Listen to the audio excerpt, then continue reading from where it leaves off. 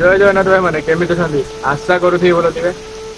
ତ ଏବେ ଆମେ ଆସିପାରିବା ଗୋଟେ ଦିଟା ହବ ତ ଆମେ ପଳେଇ ଆସୁଛୁ କଲେଜକୁ ଲକ୍ଷ୍ୟକୁ ନେବା ପାଇଁ ଚାରିଆଖିଆକୁ।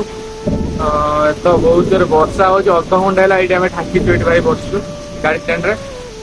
ତ ବର୍ଷା ଏତେ ଜୋର ହଉଛି କୁଆଡେ ଯାଇ ହଉନି ଏଠୁ। ତ ଆଜି ଥାକି ଯାଇଛୁ ଆଉ ଟିକେ ସମୟ ପରେ ଯଦି ବର୍ଷା ଛାଡ଼ିଲା ତ ଭଲ କଥା, ନହେଲେ ଭାଇ ଏଇଠି ଥାକିଲୁ ଆଜି ପୁରା ଏଇଠି ରହିବାଟା ପୁରା ଫାଇନାଲ। ତ ଅଧଘଣ୍ଟା ହେଲା ଆମେ ଏଠି ବସିଲୁଣି, ତ ବର୍ଷା ଏପର୍ଯ୍ୟନ୍ତ ଛାଡିନି। ତ ବହୁତ ଜୋରେ ଘଡଘଡି ବି ମାରୁଛି। ତ କଣ କରିବା, କେତେ ଜୋରେ ମାରୁଛି ଘଡଘଡି। ତ ବସିବା ୱେଟ୍ କରିବା କେତେବେଳେ ବର୍ଷା ଛାଡୁଛି ତାକୁ ନେଇକି ଯିବା ଡାଇରେକ୍ଟ। ଆମର କ୍ଲାସ୍ ସରିନଥିଲା, ଏବେ ସରିବ ଯିବାଟା ଟାଇମ୍ ନେଇକି ଘରକୁ। ଭାଇ ଦେଖ କେତେ ଜୋରେ ବର୍ଷା ପକଉଛି ଏଇଠି। ଠିଆ ହେଇଛୁ ଘଡଘଡି ବି ଜୋରେ ମାରୁଛି। ତ ଗାଇସ୍ ଗୋଟିଏ ପ୍ରୋବ୍ଲେମ ଖାଲି ହେଇଛି ଯେ ଆମର ମଶା ବହୁତ ଜୋରେ ହଉଛି। 10-15 ଖଣ୍ଡ ମଶା ବି ମାରିଥିଲିଣି ଏଠି। ତ ମଶା ବି ବହୁତ ଜୋରେ ହଉଛି, ଖାଲି କୁଣ୍ଡେଇ କାଟିବ ଟିକେ ଆଉ ଶାନ୍ତିରେ ବସି ପାରୁନି ଗୋଟେ ଜାଗାରେ। ତ ଖାଲିଟାରେ ବସିଛୁ ଏଠି, ମଶାଟା ଖାଲି କାମୁଡି ପୁରା ଫୁଲେଇ ସାରିଲେଣି ଦେହ ହାତ। କଣ କରିବା, ବର୍ଷା ଛାଡୁ ଡାଇରେକ୍ଟ ଯିବା ଭାରି ଘରକୁ ଆଉ।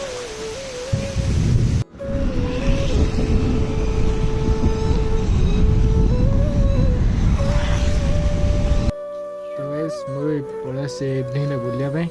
ତ ବର୍ଷା ବି ହଉଥିଲା, ଏବେ ଛାଡ଼ି ଯାଇଛି। ତ ସ୍ୱାଧୀନ ଆସିଛି ନେବା ପାଇଁ, ସ୍ୱାଧୀନ ବାବୁ ଆସିଲା। ସ୍ୱାଧୀନ ବାବୁ ଡୋର ଫୋର ବାନ୍ଧିକି ସବୁ ଆସିଛନ୍ତି।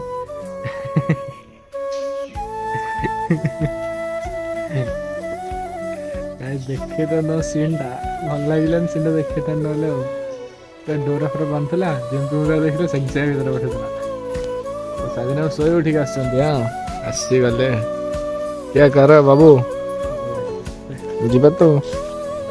ମୁଁ ଭୁବନ ଗୋଟେ ବଢିଆ ଜାଗାକୁ ଆସିଛି ହାରି। ତ ସେ ଜାଗାଟା ତମେ ଦେଖିଲେ ହସ ବି ଲାଗିବ, କାନ୍ଦ ବି ଲାଗିବ, ଦୁଃଖ ବି ଲାଗିବ। ମତେ ତ ତିନିଟା ଆଙ୍କ ହିଁ ଲାଗୁଛି, ମୁଁ କଣ କରିବି ଭାବିପାରୁନି।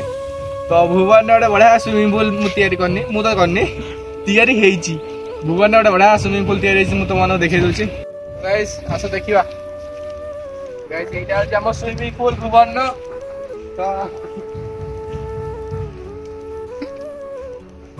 ବହୁତ ବଡ ନା। ଗାଇସ୍ ସତରେ କିନ୍ତୁ ପିଲା ଏବେ ତ ବହୁତ ଜୋବରା ପାଣି ହେଇଛି।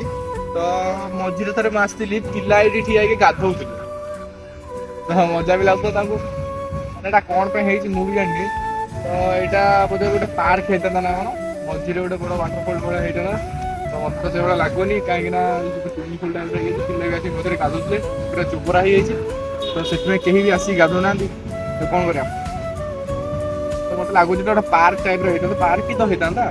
କିନ୍ତୁ ବନା ହେଇଥାନ୍ତା ଗୋଟେ ସୁଇମିଂ ପୁଲ ମଝିରେ ଆଉ ପିଲାଙ୍କ ପାଇଁ ଆଉ।